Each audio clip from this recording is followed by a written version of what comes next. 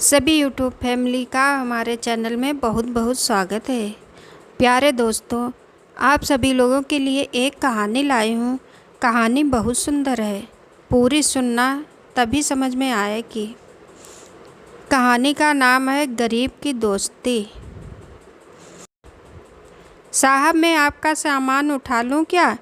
साहिल अभी बस से उतरा ही था कि किसी की आवाज़ सुनकर चौंक गया।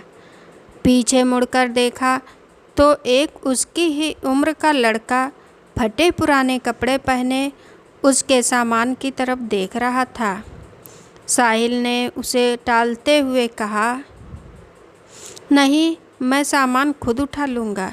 यह सुनकर वह लड़का थोड़ा सा निराश हो गया और बोला, साहब कुछ भी दे दीजिएगा, बहुत मजबूर हूँ, कुछ खाने का इंतज़ाम हो जाएगा।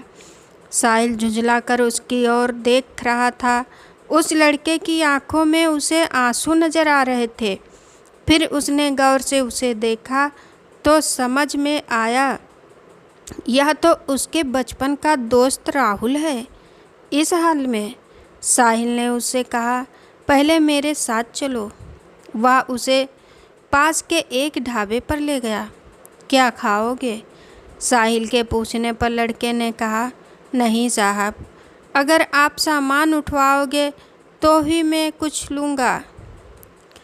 साहिल हंसते हुए बोला, हाँ मैं जानता हूँ, तुम बहुत खुदार हो, किसी की मदद नहीं लोगे। सामान बाद में उठा लेना, पहले कुछ खा लो। बैठो, मैं अभी आया। लड़का डरते डरते सामने पड़ी मेज कुर्सी पर बैठ गया। साहिल कुछ देर में आकर उसके सामने वाली कुर्सी पर बैठ जाता है। साहिल उससे पूछता है, तुम इस हाल में कैसे? मेरा मतलब है, कुछ अपने बारे में बताओ। राहुल ने बताया, साहब मेरे पिता इसी गांव में एक किसान थे। गांव के जमींदार से कर्ज लेकर उन्होंने फसल लगाई थी, लेकिन सारी फसल खराब हो गई। कर्ज का ब्याज बढ़ता गया। जमींदार ने खेतों पर, बैलों पर और घर पर कब्जा कर लिया। पिताजी ये सब बर्दाश्त ना कर सके और फांसी लगा ली। मैं तब छोटा था। कुछ दिन बाद माँ भी चल बसी। स्कूल जाना तो दूर, गांव में कोई काम ना मिला तो भूखे मरने लगा। तब से जो भी काम मिलता है वह कर लेता हूँ। दोपहर को बस के आने पर कोई सवारी सामान उठवा लेती है तो खाने का जुगाड़ हो जाता है। तभी खाना आ गया। खाना देखकर राहुल बोला, साहब ये तो बहुत महंगा होगा। मेरी मजदूरी तो बस 10 रुपये बनती है, ये सब मैं कैसे चुका पाऊँगा। साहिल हंसते हुए बोला, अभी मैं आया हूँ, वापस भी जाऊँगा, तब मेरा सामान उठा लेना। साहिल उसे जानबूझकर अपनी पहचान नहीं बता रहा था। उसे पता था अगर उसने ऐसा किया तो राहुल उससे मदद नहीं लेगा। राहुल बहुत भूखा था। वह जल्दी जल्दी खाना खाने लगा। इधर साहिल कुछ देर के लिए पुराने दिनों में खो गया। उस समय दोनों एक ही स्कूल में पढ़ते थे, दोनों साथ खेलते थे। राहुल पढ़ने में बहुत तेज था। उसमें और साहिल में हमेशा फर्स्ट आने की होड़ लगी रहती थी। साहिल के पिता उसी स्कूल में अध्यापक थे। साहिल के पिता का ट्रांसफ़र हो गया था तो साहिल स्कूल छोड़कर शहर चला गया था। आज वह कॉलेज में पढ़ता है। छुट्टियों में गांव के पुराने दोस्तों से मिलने चला आया। वैसे उसके चाचा भी इसी गांव में रहते हैं। साहिल को यह उम्मीद बिल्कुल नहीं थी कि उनका दोस्त उसे इस हाल में मिलेगा। साहिल अपने ही ख्यालों में खोया हुआ था। तभी राहुल ने उससे कहा, साहब मेरा खाना हो गया, चलिए आपका सामान उठा लेता हूँ। साहिल ने जवाब दिया, अभी चलते हैं, बैठो और कुछ अपने बारे में बताओ। अब कहाँ रहते हो और आगे क्या करोगे? राहुल ने जवाब दिया, साहब क्या करेंगे, मेरे बारे में जानकर मेरे जैसे लोग ऐसे ही सड़क पर मजदूरी करते रहते हैं और एक दिन ऐसे ही मर जाते हैं। एक समय था हमारे पास भी सब कुछ था। वो जो सामने आप स्कूल देख रहे हैं, मैं वहाँ पढ़ा करता था। साहिल बोला, अब पढ़ने का मन नहीं करता। राहुल बोला, साहब, माता पिता का साया क्या होता है, ये उनके जाने के बाद पता लगता है।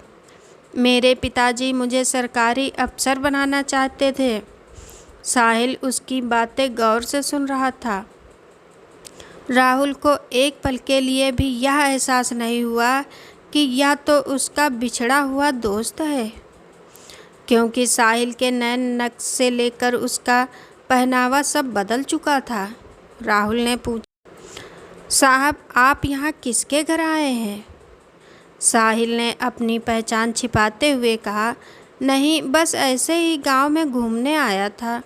यहाँ कोई होटल मिल जाएगा रुकने के लिए तो रुक जाएंगे।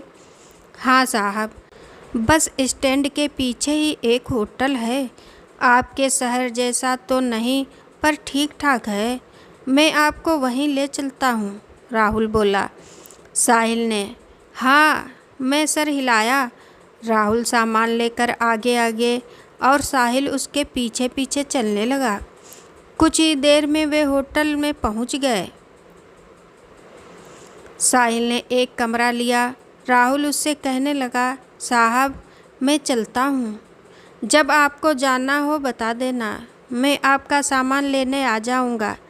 साहिल बोला, अरे रुको, ये कमरा मैंने 2 लोगों के लिए लिया है, तुम मेरे साथ रहोगे। राहुल बोला, नहीं साहब, कहाँ मैं और कहाँ आप। वैसे भी मैं तो कहीं भी सो जाता हूँ। मेरा बिस्तर एक पेड़ के ऊपर रखा होता है, वहीं पेड़ के नीचे चबूतरे पर सो जाता हूँ। मुझे जाने दो साहब। साहिल बोला, मुझे तुमसे बहुत सी बातें करनी है। जब तक मैं यहाँ हूँ तुम मेरे साथ रहोगे। मैं यहाँ किसी को जानता नहीं हूँ। तुम मुझे पूरा गांव घुमाओगे। राहुल कुछ नहीं बोला। कमरे में सामान रखने के बाद साहिल राहुल को लेकर एक कपड़े की दुकान पर पहुंचा। उसे नए कपड़े दिलवाए, नए जूते दिलवाए, फिर उसे लेकर होटल पर आया। उसने राहुल की ज़रूरत का हर सामान खरीदा और उससे कहा, तुम नहा कर ये कपड़े पहनो, मैं अभी आता हूँ। राहुल को कुछ समझ नहीं आ रहा था।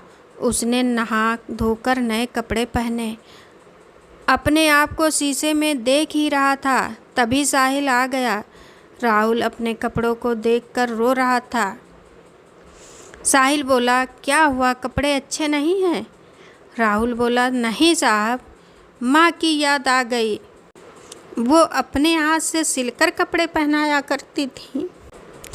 कल मैं आपको अपना घर दिखाऊंगा जो जमींदार ने हथिया लिया है। साहिल उससे बैठकर बातें करने लगा। कितना कर्जा था तुम्हारा? राहुल ने कहा, साहब, सब मिलकर 50-60 हज़ार था। अब तो 80-90 हज़ार हो गया होगा। काफ़ी देर इधर उधर की बातें करने के बाद दोनों सो गए। सुबह साहिल राहुल को लेकर गांव घूमने गया। वहां राहुल ने अपना घर दिखाया जो बंद था। फिर वह उस पेड़ के नीचे ले गया जहां कल तक वह सोता था। राहुल बोला, साहब, यह पेड़ ही मेरे माँ बाप हैं, मैं यही सोता हूँ। साहिल बोला, राहुल, मैंने तुमसे झूठ बोला था। मैं गांव घूमने नहीं, सिर्फ तुमसे मिलने आया था। यह सुनकर राहुल चौंक गया। साहिल ने बताया, मैं तुम्हारे बचपन का दोस्त साहिल हूँ। यह सुनकर राहुल गौर से साहिल के चेहरों को देखने लगा। उसे अब उसमें अपना दोस्त नजर आने लगा। उसकी आंखों से टप टप आंसू बह रहे थे। साहब, आप? वह कुछ बोलता इससे पहले साहिल ने कहा, साहब नहीं, साहिल तुम्हारा दोस्त। राहुल कुछ बोल ना सका। वह बस एकटक साहिल को देखे जा रहा था। उसके अंदर का सैलाब अब उमड़ने लगा था। इतने सालों का दर्द उसकी आंखों से बह रहा था। आज उसका कोई अपना उससे मिलने आया, इस बात पर अभी भी उसे विश्वास नहीं हो रहा था। साहिल ने उसे चुप कराया, फिर वह उसे लेकर अपने चाचा के घर गया। साहिल के चाचा सब पहले से जानते थे। साहिल ने उनसे कुछ बात की। साहिल के चाचा एक संपन्न किसान थे। उन्होंने अपने साथ कुछ और किसानों को इकट्ठा किया और जमींदार के घर पहुंच गए। साहिल के चाचा ने जमींदार से पूछा, इसके पिता पर कितना कर्ज है? जमींदार ने अकड़ से कहा, कौन चुकाएगा? इसके पास तो फूटी कौड़ी नहीं है, नहीं तो इसका बाप फांसी नहीं झूलता। सब मिलकर 1 लाख है। साहिल ने अपने चाचा को इशारा किया। उन्होंने बैग से 1 लाख रुपए निकालकर जमींदार के सामने रख दिए और कहा, इसके खेत, मकान और बैल अभी वापस चाहिए। जमींदार यह देखकर घबरा गया, लेकिन इतने लोगों के सामने कर भी क्या सकता था। घर की चाबी और कागज़ वापस कर दिए, बैल उसे घर भिजवा दिए। वहाँ से निकलकर साहिल बोला, चाचा, मैं शहर पहुँचते ही आपके पैसे लौटा दूँगा। चाचा जी ने कहा, कोई बात नहीं बेटा, तुम बहुत नेक काम कर रहे हो। फिर उन्होंने और किसानों के सामने राहुल से बोला, बेटा, तुम्हें तुम्हारा सब कुछ वापस मिल गया है। अब अपने खेतों पर खेती करो, हम सारे किसान तुम्हारा साथ देंगे। यह सुनकर सब किसान तैयार हो गए। हाँ बेटा, अब तो जमींदार तुम्हारी तरफ आंख भी नहीं उठा सकेगा।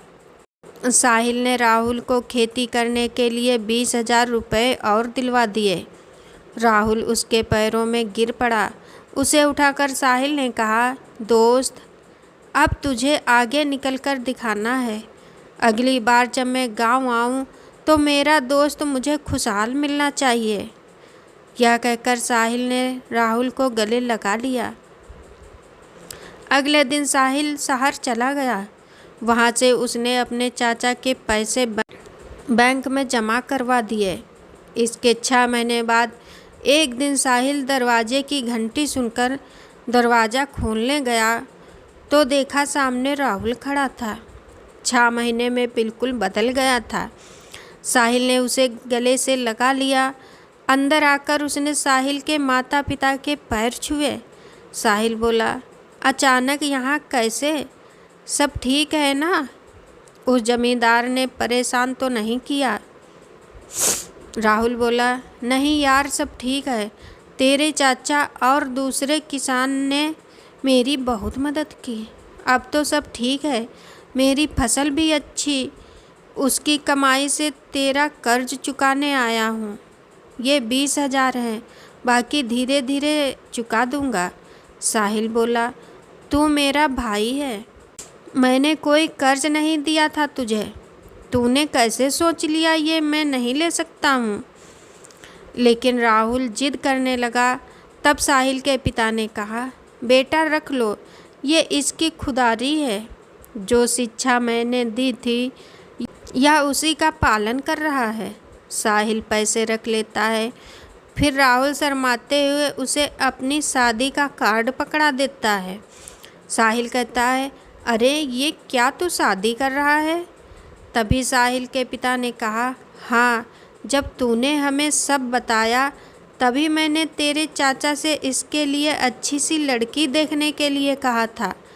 कब तक घर में अकेला रहेगा? राहुल बोला, मैं आप लोगों का एहसान ज़िंदगी भर नहीं भूल सकता।